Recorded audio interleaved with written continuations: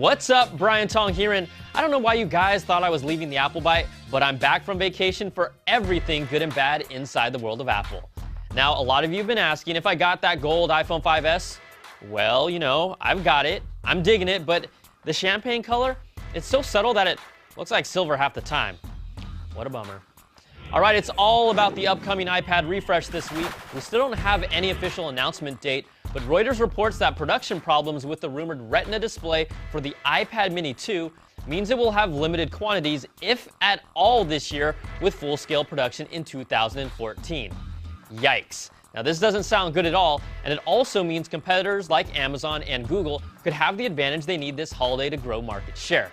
One source says the delays were due to the strict power-saving specifications put down by Apple for Samsung, LG, and Sharp. Also, a lot of you keep asking me if Apple will actually bring the Touch ID technology to the new iPads as well. Rumors have pointed to no so far, so it's unclear if they end up making it, but just to stir the conversation up a little bit, YouTuber Unbox Therapy tore apart an iPhone 5S and has collected the purported front plate for the iPad 5 and says the gold Touch ID ring fits perfectly inside, which would make for a real small home button in the iPad. But this is all for fun, and I could be wrong, but my gut right now says no. So, you know, just wait for the iPad 5S. All right, KGI analyst Ming-Chi Kuo also reports that the next-gen iPad and Retina iPad mini will bump up to an 8-megapixel camera with a larger aperture for better pictures. One of the highlights of the 5S is its improved camera, so hopefully they bring the same to the iPads. And more videos have leaked out. This time it's a hands-on with the iPad 5's housing in space gray, which is still a made-up color.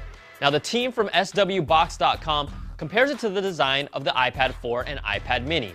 It's smaller, thinner, and lighter, and we pretty much know all of that, but we're just giving you guys a little eye candy.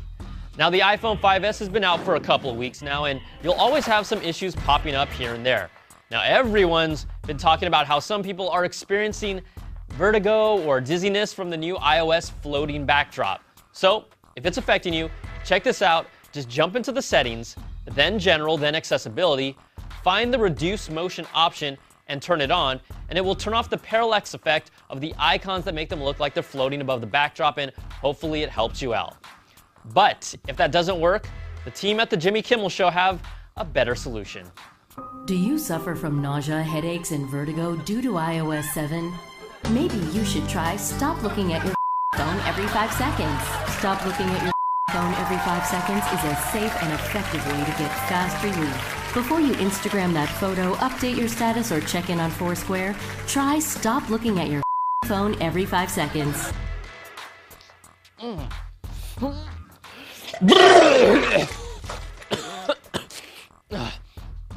All right, I feel much better now.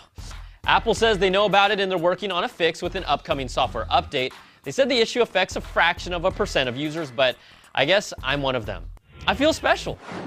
All right, to the quick bites. Apple is overtaking Coca-Cola as the most valuable brand in the world, according to brand consulting company Interbrand, knocking the beverage company down from its 13-year reign for the best global brands.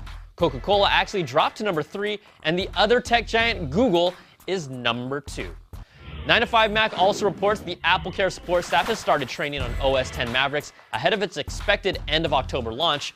And we've talked about Apple's M5 game controller standard in the past, and here's a look at leaked shots of Logitech's upcoming gamepad for the iPhone. You'll also see there's an open space for the rear camera, so it could support augmented reality apps or other games that use the iPhone's camera.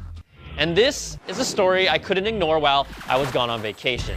In a recent USA Today interview, Johnny Ive said he'd like to design cups if he wasn't designing gadgets for Apple. Cups or iPhones or iPads? Like these cups or these cups? Well, you can make the call, but I'm just gonna wait to see what the iWatch looks like. All right, let's announce our 5 winners for our Design by Humans t-shirt giveaway.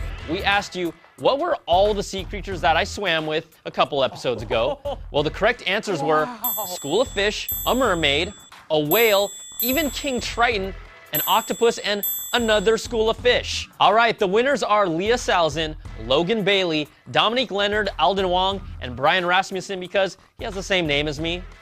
First name, not last. All right, congrats to all of you, and we'll be reaching out to get you guys hooked up.